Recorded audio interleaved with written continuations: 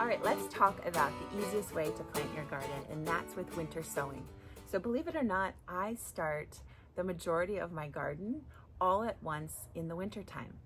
And this is by far the easiest way I found to start seeds. If you've tried starting seeds before and you felt frustrated, you definitely want to give winter sowing a try. So let's just talk about some of the logistics of it. First is just to acknowledge the woman who came up with it. Her name was Trudy Greisel Davidoff, and she developed this concept of winter gardening, and now it's recognized by the USDA. It starts on winter solstice, so that's December 21st, and it can be done anytime from that point forward through the spring. So it really gives you tons of flexibility on when you want to start your garden. There's just a few things to keep in mind. So one is you want to wait for your evening temps to be consistently less than 50 degrees Fahrenheit. And the reason why this is so important is because this is going to ensure that your seeds are going to stay asleep until it's time for them to wake up in the spring. And so just watch your evening temps. If they're consistently below 50 degrees Fahrenheit and you're after December 21st, you can start winter sowing. And the key, the magic of why this happens is that seeds will wait for the right time to germinate. So seeds are living beings. They have intelligence. And so what they're able to monitor, they're able to monitor light, they're able to monitor moisture, and they're also able to monitor temperature. So believe it or not, you can, with winter sowing, you can plant your seeds, get them all watered in and tucked in, and they will wait for the right time to wake up. And so it's kind of magical, to be honest with you. So Trudy's favorite quote, which I just love, is, if it's not easy, you're not doing it right. So the point of winter sowing is for it to be super, super easy. So let's talk about some of the reasons why you might want to winter sow. There are a handful of benefits that are amazing. First, it is just super easy. This is the easiest way to germinate seeds, especially perennial seeds, which is really the focus of our nursery. So some of these seeds can be a little finicky or a little fickle to start traditionally, but when you winter sow, they start so brilliantly easy. So that's the number one benefit of winter sowing. The second is it's efficient. You don't need grow lights, you don't need a room indoors. Anyone can winter sow, and all you need to do is forage for a few materials, which we'll talk about, and they're going to germinate outside. Number three, the seedlings are healthier and they don't get leggy. Because we're growing them outdoors, you don't have to worry about a lot of the insects that would come in. You don't have to worry about them reaching for light. They're already living in the conditions that they're going to live in, and so the seedlings tend to be healthier. Along those lines, number four, you don't have to harden off your seedlings. So for any of you who've started seeds before and you know how much effort that is, it's crushing when you've babied this little seedling along and then it's ready to go outside, and you put it outside, and in a day or two, either it gets scorched by the sun, it gets blown over by the wind, some animal comes and eats it. So the great thing about winter sowing, again, is you're going to grow seedlings that are much hardier. They already know how to live outside. Number five, it prevents seeds from being washed away or eaten. Here in Northern California, we have a lot of wild turkeys. We have all kinds of wild animals. So growing them in these protected containers helps to prevent them from becoming somebody else's food before they become your own. And number six, which I love, is you can plant your garden all winter long. So you don't have to worry about, a certain number of weeks before your last frost date, or you don't have to worry about, starting them at a specific time, or, oh shoot, I missed my window. It's this beautiful kind of activity that you can do all winter when otherwise perhaps your garden is a little bit quieter. And so it's something that I really look forward to every year because it's so simple and it's just so flexible. All right, so there are just a few guidelines. And again, don't get too worried about this. The whole point is this is supposed to be easy, but these are a few tips just to help you be really successful when you get started winter sowing. So the first is timing. So just as a reminder, when the nighttime temps are below 50 degrees Fahrenheit, you can start winter sowing. And you want to do that after the winter solstice, which is December 21st. So perennials first. So this is a little pro tip because a lot of perennial plants need some cold stratification. They really actually need that cold to be able to wake up. And so I like to start sowing. If I have a whole list of seeds that I want to start for the season, I start with perennials first because that way I can get those out and they can start to get chilled and they'll have ample time to be able to wake up and germinate. And then all of your like traditional annual garden veggies or things that don't need that cold, you can start those anytime. So that's just kind of the order I like to do. So perennials first, they need the cold. And then everything else next. And you can really winter sow most anything with the exception of bulbs, corms, and tubers. And the reason that I don't winter sow those is because these tend to rot if you put them in an enclosed container. So for those three things, I tend to direct plant. But everything else that you can imagine, you can winter sow. Now let's talk about containers. And I love this because again, gardening doesn't have to be expensive. You can actually make use of a lot of things that are just going into the waste stream for winter sowing. And so for containers, you really want to have something that can hold at least 4 inches of soil. And so let me give you an idea. The classic start for winter sowing was done in milk jugs. And so milk jugs are a beautiful container. They can hold at least 4 inches of soil, and you want to have at least 2 inches of headroom. So I like to think about my containers being at least 6 inches tall. You want to have drainage holes in the top and the bottom. And so let me just show you an idea of easy ways to put in drain holes. So I have lots of different containers we'll go through, but let me just show you how to do it in a milk jug. So one way is you could take a screwdriver and you could try to put holes into the bottom here. But a really elegant way is to use either a soldering iron or a hot glue gun tip. Either of these work really great. And you're gonna find that this makes putting drainage holes so easy because you can literally, once it's hot, you just come in and effortlessly melt holes in the bottom of your container. It works so slick. It doesn't crack, it doesn't break, you don't get microplastics all over. And there we have it, drainage holes in the bottom. The reason why this is so important is because we want to make sure that what you plant isn't going to rot. And so having drainage holes in the bottom of your container is really vital for you to have success in winter sowing. So any type of container you use, make sure that you have holes in the bottom. And then we also are going to want holes in the top to let in rain, to let in snow. In the case of a milk jug, it's as simple as just taking off the cap. So we don't need the cap on the milk jugs for winter sowing. Now let me show you a couple other ideas for containers that can work really great. So my personal favorite is plastic shoe storage boxes. So I use these and I take 2 of them, and you'll see I just put little holes on the side, and I just use little twist ties or pipe cleaners to be able to hold them. You could do the same thing with clamshells, you know, what you get berries in, to-go containers from lots of to-go restaurants. And what you want to make sure is that you have holes in the top so that moisture and rain and snow can come in, and holes in the bottom. And that you can hold at least 4 inches of soil and at least 2 inches of headroom. The reason why I love these so much is because they stack so easily. So this is year 3 for me of these. They're still in perfect shape. I'm going to be able to use them for a long time. And when I'm done with them, they can super easily stack in my garden shed. So that's why I love these. Here are a few other ideas you can use. 1-gallon pots. A lot of nurseries, behind the nurseries, they actually give away these 1-gallon pots. Everyone's trying to get rid of 1-gallon pots. So you can fill with soil, and then you can get a little dome lid that you can put on top that has venting holes, and that's another great container that you can use. Again, it already has drainage holes on the bottom, and now you've got a little airflow on the top. I've even seen people use shower caps and cut a little couple holes in the shower cap so you can put a shower cap on top of a 1-gallon pot.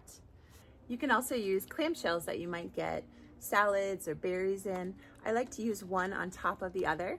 I'd probably cut off this side and then make some little holes, and you can just use twist ties or pipe cleaners to hold them together. So that's another idea for a container.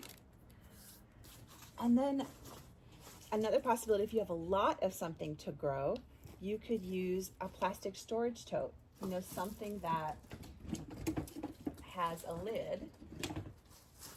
And so again, I would drill holes in the bottom, and then you can see on this lid, I've drilled holes in the top.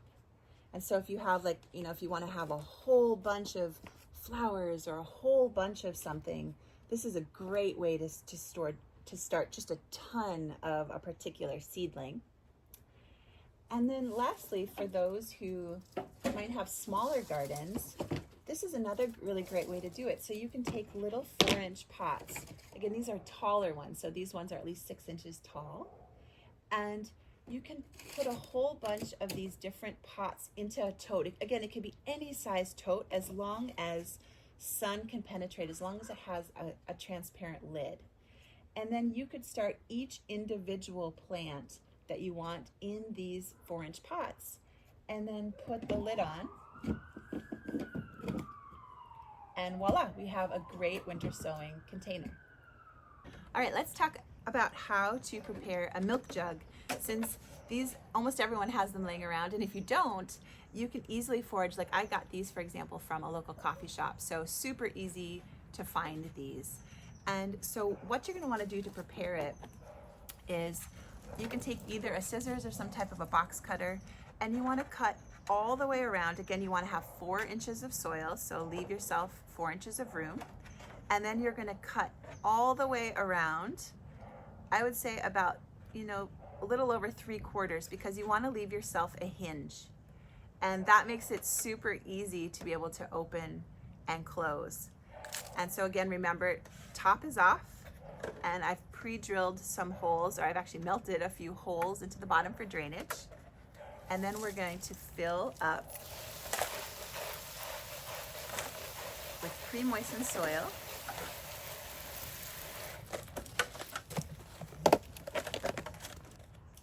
And the soil will sink over the course of the winter, so I really like to make sure it's a true, like, 4 inches of soil. So I kind of gently tamp it in there to make sure that you've got a nice base for your plant. So here I am with my 4 inches of soil. All right, now let's plant our perma white carrot skirt seeds. And so for each of our seed packets at Perma Gardens, we made it really simple. It's exactly the amount that we plant in either a milk jug or one of the plastic shoe tote boxes for winter sowing. So you can just simply grab the seed packet that we provide for you and empty it into your hand. Now, skirt seeds are really small, so make sure there's none in the nooks and crannies of your envelope. And now I'm going to just go ahead and sprinkle. Again, the smaller the seed is, the closer to the surface. So you want to think about small seeds stay on the surface, and bigger seeds get accordingly buried deeper. Usually like twice the size of a seed is the depth. And so with skirt, we're really just going to sprinkle them on top. Don't worry about it being perfect, planting in rows. Again, the idea for winter sowing is to make this as easy as possible. And so I'm just going to sprinkle all these seeds on the top, just like that. And because these seeds are so small, I'm actually not even going to put soil on them. I'm just going to gently tamp them down. So just making sure that these have nice contact with the soil.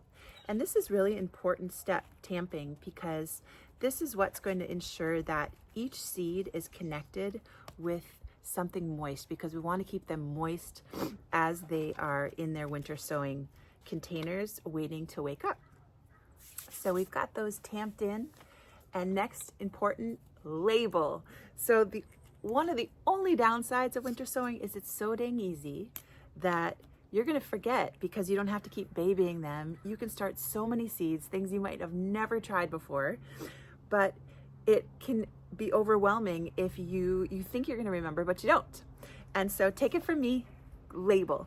My favorite way to label is with a paint pen or a paint marker. These are different than like a Sharpie that tends to fade. These really hold up. Either this or a pencil I find work best. And so we're gonna go ahead and label. I just use popsicle sticks, perma carrots, skirt. And I pop that right into my growing container. So now I've got my label. And for the milk jugs, there's one extra step. So we're going to close the milk jug. And now what we want to do is we want to close up this seam of the milk jug where we cut it. If you're using like a plastic shoe tote or anything with a lid, then you would just put the lid on. So this is only for the milk jugs or something that you've cut the top as a hinge. And so I'm just using handy dandy duct tape. And then what we're gonna do, close it up. And again, this soil was pre-moistened. So the soil I like to use is definitely a potting soil. Potting soil is great at drainage. And so we want to make sure that when these get watered and rained on, that it can drain. So I like to use any type of potting mix. And then I like to start with the back with the duct tape, coming around and firming up that seam. And again, this is where we get to heal our perfectionism. This does not have to be pretty. It does not have to be perfect. All it needs to be is functional. We just need to seal up that seam so that we can hold in some moisture. And so that is what our milk jug is going to look like when we're done. Now, our next step is, okay, we've got it planted with our pre-moistened soil, we've tamped it in, we've sealed up our container or put our lid on. Next step is we're going to put this out on the north side of a house or somewhere in partial shade, like maybe underneath a tree. And the reason we do that is because we want to keep them out of the direct sun. So these little plastic covers are going to help hold in moisture. They're going to help keep away pests and predators, but they also, if direct sun hits them, it can also cook our seedlings, which we don't want to do. And so I just like, again, in the effort of keeping it simple, I put them, even though this time of year, it's not going to really matter because it's so cold out, I want to put them somewhere so when it warms up, I don't have to think about it. I don't have to worry about it. And so I will put this on the north side of my house, or I tuck it underneath the shade of a tree. And then we sit and we wait for the magic to happen. We wait for the intelligence of the seeds to know when to wake up. All right, so how do we know when to water our winter sowing jugs? There's a really simple method. One of the easiest is simply by weight. So one of the great things about these milk jugs is that they have a built-in handle. And so it's good to get a feel for what the jug feels like when it has perfectly pre-moistened soil. And so give an idea, feel for how heavy it is. And then what you can do is, rather than opening up the tape and checking on things, first of all, you have a little peek hole with this one so you can check on your seedlings and see how things are going. But the truest way to know if you need to water them is by weight. If it feels considerably lighter than it did when you first planted them, you know that you want to give a little bit of water to this. And the easiest way I find, again, just keep it really simple. Leave it all closed up. You can leave the tops on your containers. There's a reason we drilled those holes. And so I just use a hose end sprayer, and I'll spray down all of my winter sowing containers at once. In fact, sometimes I have so many winter sowing containers and I'm extra lazy. I just set up an oscillating sprinkler and I let that water for 15 minutes and just let it simulate that they're getting rained on. So watering them is really, really easy. So what are we watching for? Well, what you're gonna find is that every seed is gonna wake up at its ideal time when the conditions are perfect for that plant. So that's why I like to make sure that when we winter sow, you just put in one type of seed. It's okay if you mix them, like if you want to put all the tomatoes or all the peppers or whatever you want to do, but you want to have one type of seed per container because you're going to find they're all going to wake up at their own precise time. What we're watching for is, and there's very few things that are more exciting than this, because you can peek in your jugs or you can peek under the lids of your winter sowing containers, and you're looking for when the plant puts on 2 sets of true leaves. So what are true leaves? True leaves are the leaves that have the actual shape of the plant that you're wanting to grow.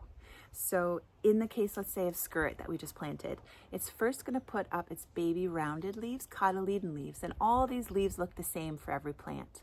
But after that first set of leaves, now it's going to put on a set of leaves that actually looks like skirt leaves. And then it's going to put on one more set, and that's when you know that your winter sown seedling is ready to be planted out. Now, if you just want to keep it simple, that usually happens when a seedling's about 2 inches tall.